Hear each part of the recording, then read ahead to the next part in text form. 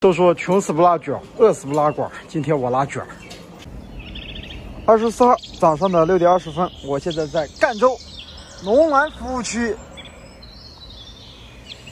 昨天晚上在用满满上面找到了一个去赣州的活，装的是一些做核酸用的一些抗疫物资。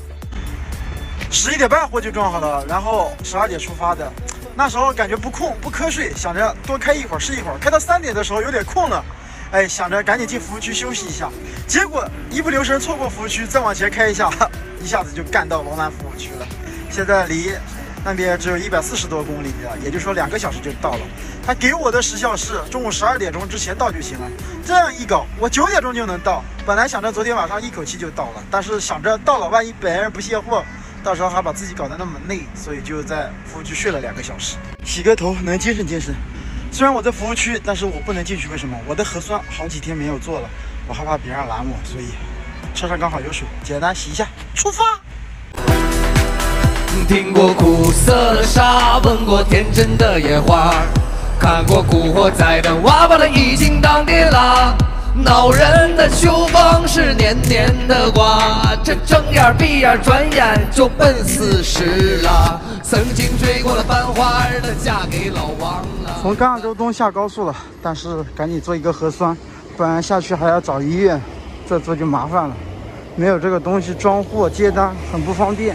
核酸做好了，这样的话就不用下去找地方了。我装的货是一装2卸，第一家是医院，他要9点钟上班，所以去早了没用，现在去刚刚好。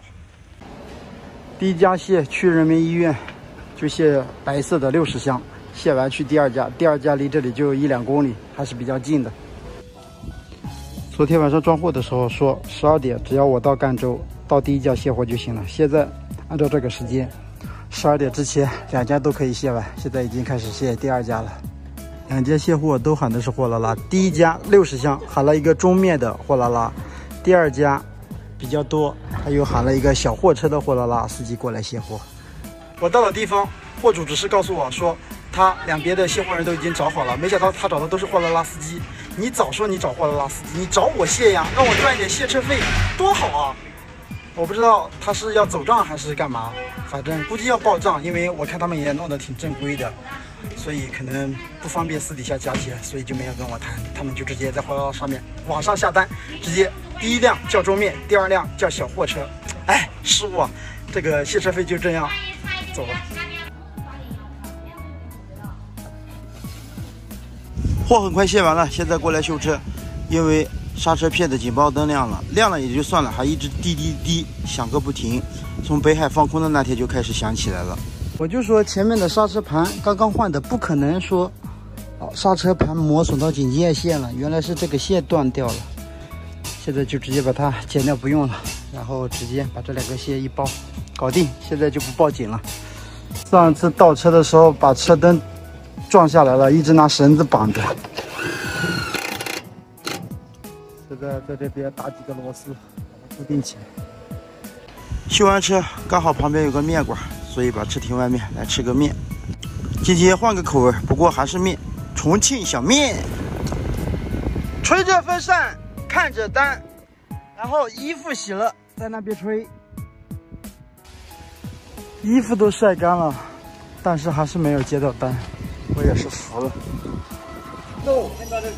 下午的4点50，在张工这边接到了今天货拉第一单，装电缆。因为时间不早了，大单小单都得干。这一单是去余都的，因为我老婆也是余都的，所以说还是算比较亲切的。这一单的话将近300块钱，如果这一单再不干，我怕今天要趴窝了。这边多因素订单也不少，我挑来挑去选了一个不是多因素的，把它接了。赶紧开张吧，反正是在练号，无所谓了，不一定非要干个700块钱的大单。都说穷死不拉卷，饿死不拉管，今天我拉卷。走一点。装的也比较满，一般也不会滚动，问题不大。这样没问题。